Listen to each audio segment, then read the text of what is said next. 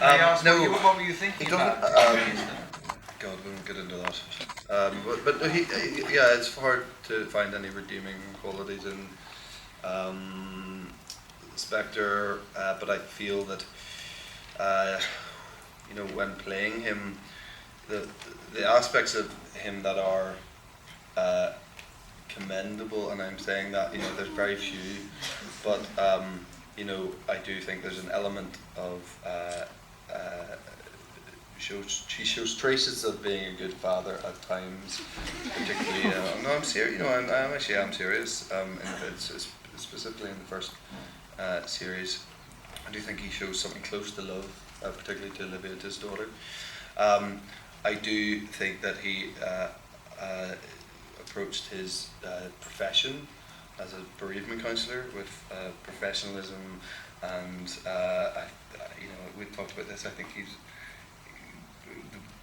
provided some good quality level of support to families who were in grief of losing someone. I mean, that's the genius of Allan's writing, is that this is someone who is very adept at taking life, and he is also relatively adept at helping people through losing someone. They are as close to redeeming. And he has lost someone. He's lost his mother. Yeah, absolutely. Yeah, I mean, and that is a big element of the way he is, who he became.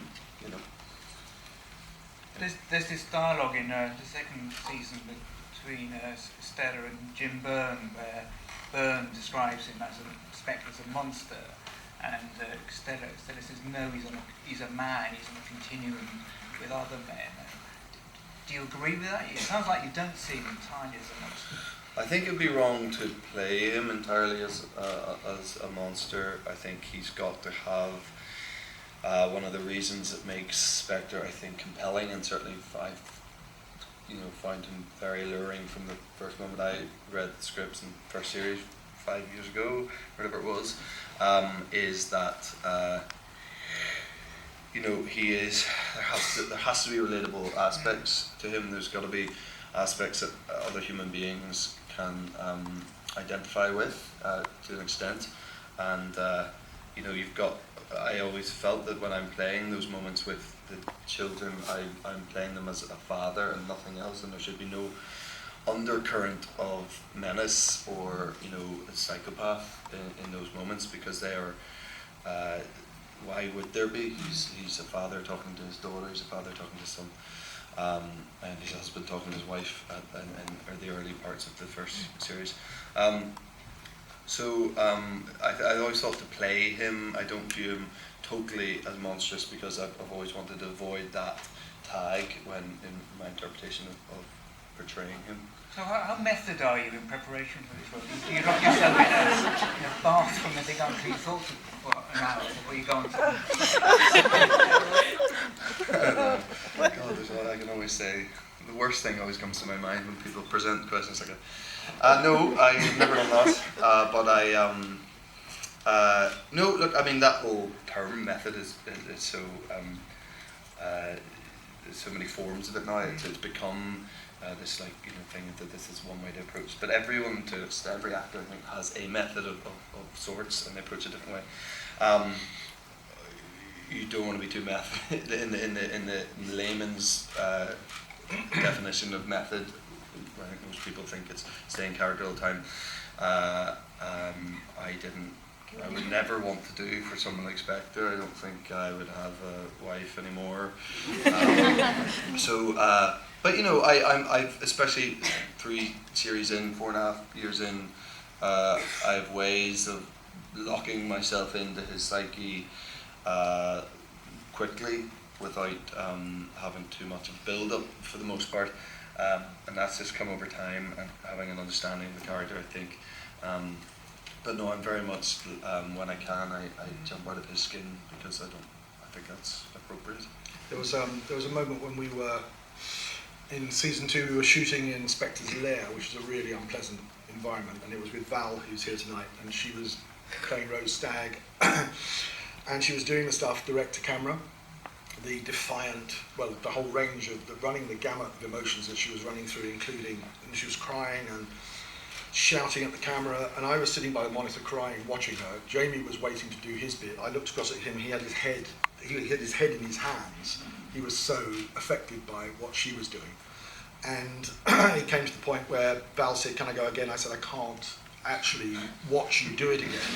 I promise you it's brilliant, but you can't do this to me again.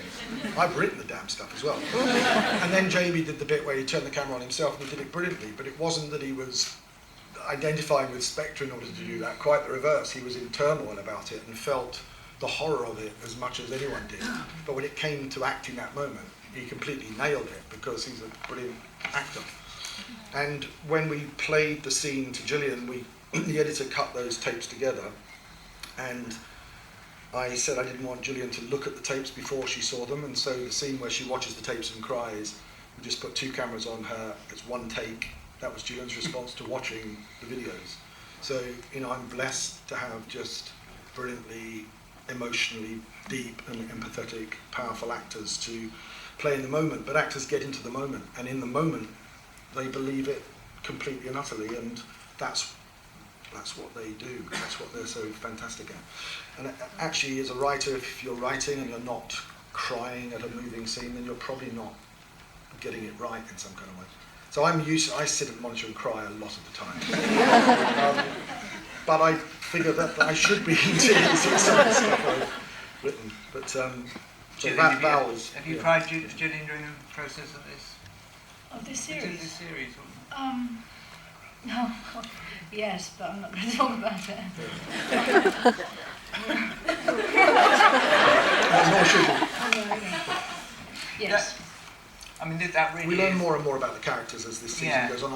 Do you fit into that character quite easily? Stella Gibson quite quickly now, in the 3rd season. Do you find it easy to put on that outfit and become her? Yeah, I mean, even when we're doing wardrobe fittings in Selfridges, the minute those clothes get pulled off the rack and I put them on, I can come in my combat boots and my hair in a ponytail, and I put those clothes on and they're Stella. They're not your style. You don't have a closet at home for the silk show. You're dying to ask me. This show makes me so complicit in the male conspiracy. You really want me to answer that question? I'm interested to know the style of clothes. What my style of clothes is? I wear jumpsuits. 20-inch heels. Do I suppose I've got some silk blouses somewhere in my... It was a look that was pretty much put together by Maggie Donnelly, the costume, and Gillian. And I think it worked incredibly well. I wrote in the first scene, she's in sweatpants, Uggs, a vest, a face mask, washing the bath, desperately trying to get ready to go to Belfast. But when she turns up at Belfast Airport, she's in the overcoat and she's presenting a face to the rest of the world of a professional arriving to do a professional job. So Gillian, I think, came up with costume ideas together with Maggie that sort of worked for a woman in that context. And there are other things we see, obviously her, in repose and all the rest of it. But it's a look that really works, I think, for character. And she is. And there was that Gibson, element in this episode, when somebody goes back and finds those clothes. Yes. It is very much part of Stella's persona. Because she thinks she's going to be talking to the press and she wants to present herself in the right kind of way to do that. Then Burns, of course, says, "You're not." But and of course, Burns finds it very provocative, the way Gibson dresses as well. That might be you as well, Andrew. I'm not sure. I knew it was going to be turned out. Yeah. Burns There's is no way out very, for a man watching the show. Burns is very conflicted. Burns is very conflicted about Gibson altogether. Yeah. Burns, as he said in season 2, I would have left my wife, my job, my children, everything for you. And Gibson says that would have been a mistake. Gillian, I think a lot of us would like to know at that moment when Tom Anderson asked, "Why did you go to the wounded Spectre before me in the woods?" And your character comes out with a very coherent reply. But are we to take that as face value, or is there some kind of unhealthy fascination between Stella and the Spectre? I don't think there's an unhealthy fascination. I think she's fascinated. She's obsessed with him and bringing him to justice. And the idea that he would get away with it, or that he'd get off easily by simply dying, I think is a quite difficult thing for her to grasp. But that might be a possibility that's playing out in front of her. And so, she can see that Anderson is shot in the arm and is likely to survive. I think she has been around long enough to suss that out, but she ultimately wants to save his life so that he can stand trial. What? Absolutely.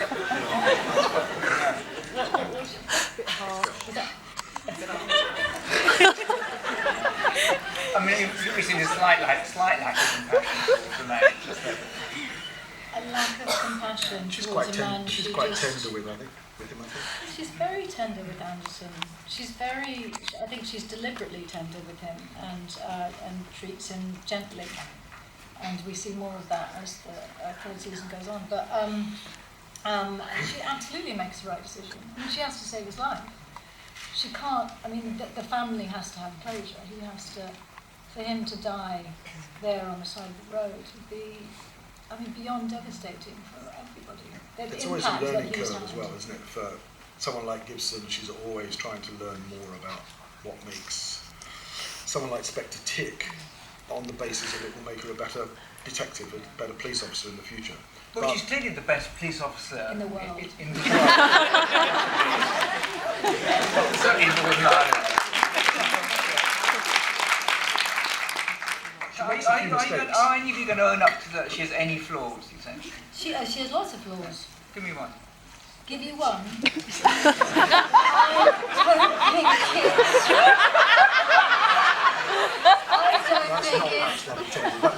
No.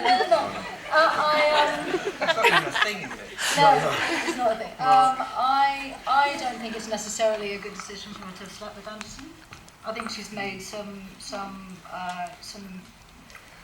strange, morally ambiguous decisions as a police officer, and there may be repercussions. I don't, she's lied. I find that fascinating. She's certainly a flawed character because all the characters are I hope, sort of true to life in the sense that they're a mixture of the good and the less good. But she's, her determination, her focus, her sense of her mission are all fantastic, I think. But it's a debacle at the end of series 2 of the Forrester affair, and there will be, as Gillian suggests, it will be debated, it will be unpacked in some kind of way in the third season. I think if she had ended up sleeping with Archie Punjabi's character, I think that probably would have been There was some Croydon, so that wasn't going to happen. I'm from Croydon, you need to understand. Gillian and I were our old sparring partners. We discussed two years ago, and you did say when you first read Allan's script, you thought, yes, this is a woman I'd like to see out there in the popular culture now. She's the kind of woman the culture right now needs. Do you think she has got out there as that kind of role model figure? I do. Yeah, I do, thanks to Allan.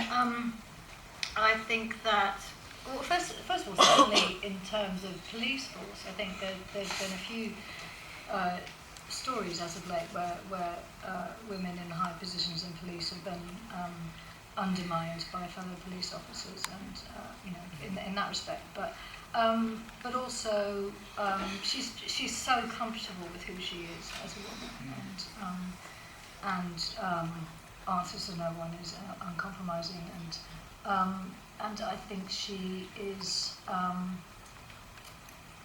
I don't know if I've ever met anybody quite like her. I wish I was her. Do you? There are lots of aspects of her that are not me, that would be fun and interesting to spend more time with. or to adopt in some way.